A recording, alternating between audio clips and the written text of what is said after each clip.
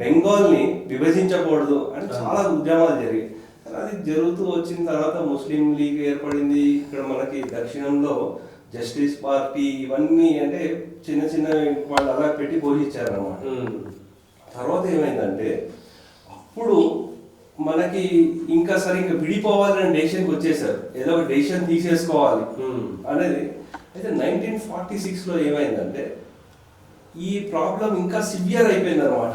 ఇంకా డివైడ్ అయిపోవాలి ముస్లిమ్స్ అందరికీ పాకిస్తాన్, మిగతాదంతా భారతదేశం ఇప్పుడు ఉండే ప్రజలకి అన్నది డెసిషన్ ఫిక్స్ అయిపోయారు.